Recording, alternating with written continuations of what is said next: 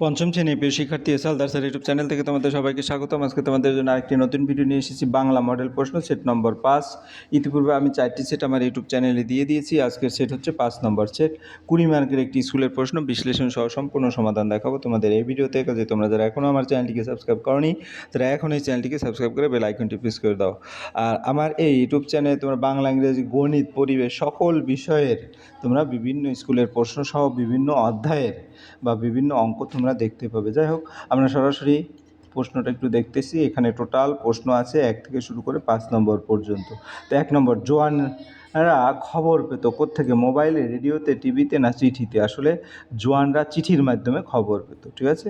তা আমরা 2 নম্বরের প্রশ্ন, মাস্টার গল্প বলে, কিসের গল্প বলে? মাস্টার সাঁওতাল দের গল্প বলে। সুবর্ণরেখার জলে, সাঁওতাল মানে এই যে এটা উত্তর, আর এখানে চিঠিতে।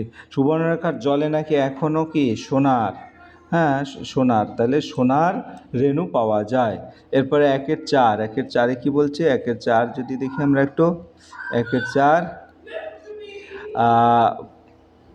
বুনোহাঁস গল্পটিতে লিখেছেন, বুনোহাঁস গল্পটি কে লিখেছেন? মূলত লীলা মজুমদার, লীলা মজুমদার। এরপরে প্রশ্ন, এতোয়া শব্দটির অর্থ কী? এতোয়া শব্দের অর্থ হচ্ছে রবিবার, এই যে রবিবার।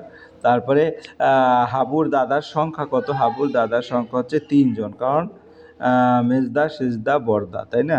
তারপর শীতের প্রভাত, শীতের প্রভাত হচ্ছে প্রত্যুষে বোঝায়, ঠিক আছে। তাহলে আমরা 1 নম্বরের প্রশ্নের উত্তর কিন্তু দিয়ে দিলাম। এবার 2 নম্বরে, ডুলং নদীকে আদিবাসীরা কি বলতো?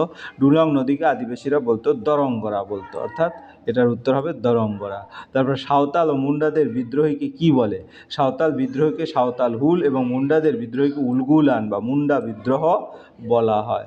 এরপরে 2-এর 2, জোয়ানরা কখন হাঁসটাকে তাঁবুতে নিয়ে এসেছিল? জোয়ানরা যখন দেখলেন যে বুনো হাঁসটি জখম হয়ে ঝোপের উপর পড়ে আছে এবং বরফ পড়া শুরু হয়েছে, তখন তারা আহত হাঁসটিকে উদ্ধার করে তাদের তাঁবুতে নিয়ে এসেছিলেন। রবীন্দ্রনাথের প্রধান ছুটির দেশ কোথায় ছিল? বালক রবীন্দ্রনাথের প্রধান ছুটির দেশ ছিল জোড়াসাঁকো ঠাকুরবাড়ির খোলার ছাদ। তারপরের প্রশ্ন হচ্ছে, কোন কথা বলে চিৎকার করে গল্পগুলোর মুখ ব্যথা হয়েছিল? গল্পগুলো কবিতায়, গল্পগুলো সকালবেলায় উত্তর দিকের হাওয়া বয়ে যাওয়ার সময় দেখবি যদি আয় কথাটি চিৎকার করে বলে তার মুখ ব্যথা হয়েছিল। গল্পগুলো কখন পথে বেরিয়েছিল? গল্পগুলো শীতের ভোরে গল্প শোনাতে পথে বেরিয়েছিল। কাদের গল্প? শিশুদের গল্প শোনা। কেন ডাকছিল? শিশুদের ঘুম থেকে ওঠার জন্য তাকে ডাকছে। অথবা প্রশ্ন, গল্পগুলো তার শত্রুদের সঙ্গে কি করবে? গল্প শোনাবে না, এবং যারা শত্রুতা করবে তাদের সে গল্প শোনাবে না। এরপরের প্রশ্ন,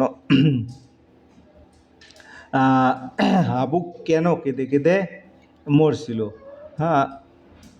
দাদাদের পোষা প্রাণীর গন্ধে হাবুর প্রাণ নষ্টাগত, তাই হাবু কেঁদে কেঁদে মরছে। হাবুকে দারোগাবাবু কী পরামর্শ দিয়েছিল?